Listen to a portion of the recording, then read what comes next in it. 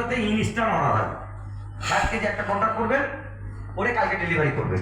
এটা হচ্ছে আমাদের এই মাসের স্লোগান, হেড অফিস দিয়ে দিয়েছে। আপনারা একটা কম্পিউটার ইনস্ট্যান্ট প্রতিদিন বিক্রি করবেন, সবার টার্গেট।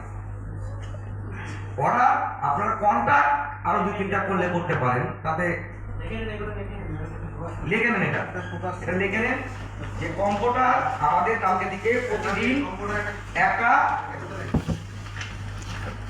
অর্ডার ডেলিভারি করতে হবে, ঠিক আছে? যেটা হচ্ছে কম্পিউটার আপনারা কালকে সবাই মোটরসাইকেলের পিছনে বেঁধে মার্কেটে যাবেন।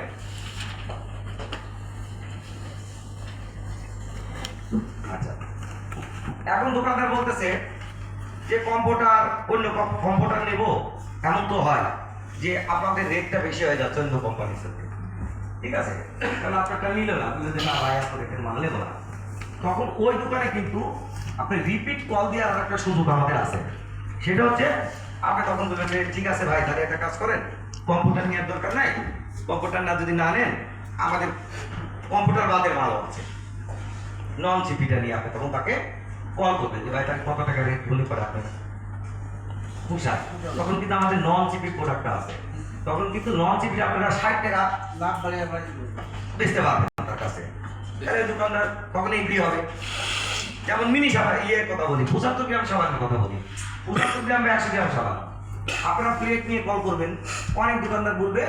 যেমন সাতক্ষীরা এলাকায়, সাতক্ষীরার ম্যানেজার আগে বললো যে স্যার আমার এলাকায় সিপির চাইতে নন সিপিটা ভালো চলে, করেন, অসুবিধা নেই।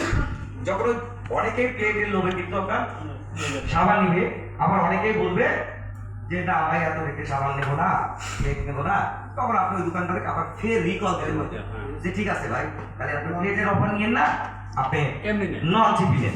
তখন নন সিপি রেটও আছে কিন্তু আমাদের যে ডিমান্ড আমরা ডিমান্ড করি, এই ডিমান্ডও আমাদের আছে, নন সিপি নিলে নন সিপি এটা যদি বলা হয় এক দোকানদার যখন এরকম বলতে পারে যে প্লেটের দাম হইলেন যে 33 থেকে 38, আমরা এটা আগে